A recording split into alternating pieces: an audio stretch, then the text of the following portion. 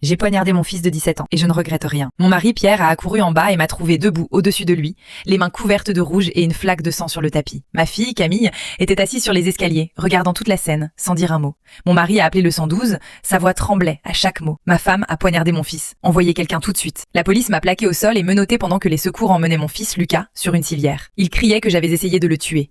Ma fille ne disait toujours rien. Mon mari est venu me voir en prison le lendemain. Je demande le divorce, a-t-il dit à travers la vitre. L'avocat prépare déjà les papiers. Je lui ai dit que je devais expliquer ce qui s'était passé. Et il a frappé la vitre des deux mains. Tu as poignardé notre fils dans notre salon. Tu as planté un couteau dans ton propre enfant. Il n'y a rien que tu puisses dire.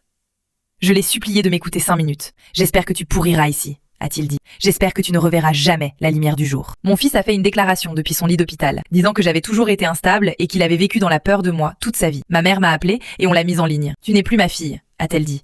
Je vais dire à tout le monde que tu es morte. Ma sœur, Sophie, est venue à la prison. Tu es un monstre, a-t-elle dit. J'ai toujours su que quelque chose n'allait pas chez toi. Mon avocate est arrivée avec une pile de documents et m'a dit que le procureur réclamait 25 ans. Mon mari témoignait contre moi.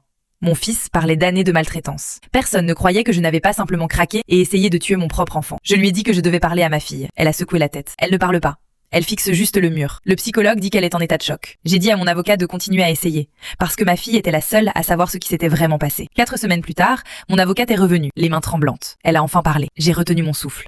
Elle a dit, quand votre fils est rentré ce soir-là, il parlait à des gens qui n'étaient pas là et riait de choses que personne n'avait dites. J'ai hoché la tête. Elle a dit qu'elle avait essayé de monter à l'étage, mais qu'il l'avait attrapé par les cheveux et traîné dans le salon. Il l'a jeté au sol et a posé son genou sur sa poitrine. La voix de mon avocate est devenue un murmure. Il a sorti un couteau et l'a posé sur sa gorge. Il a dit que les voix lui disaient qu'il devait la tuer, puis se tuer lui-même. Sinon, elle ne le laisserait jamais tranquille. Mon avocate a fermé le dossier. Vous êtes descendu et vous l'avez vu avec la lame contre son cou. Vous l'avez supplié d'arrêter. Mais il a ri et a appuyé encore plus fort. Le sang coulait sur son t-shirt. Vous avez attrapé la première chose que vous avez trouvée et vous l'avez poignardé à l'épaule, parce que c'était la seule façon de le faire lâcher prise. Je me suis essuyé les yeux avec ma manche. Vous lui avez sauvé la vie. J'ai regardé mon avocate. Il allait trancher la gorge de ma fille sous mes yeux. J'avais une demi-seconde pour faire un choix. J'ai choisi un fils blessé plutôt qu'une fille morte. Je ne regrette rien.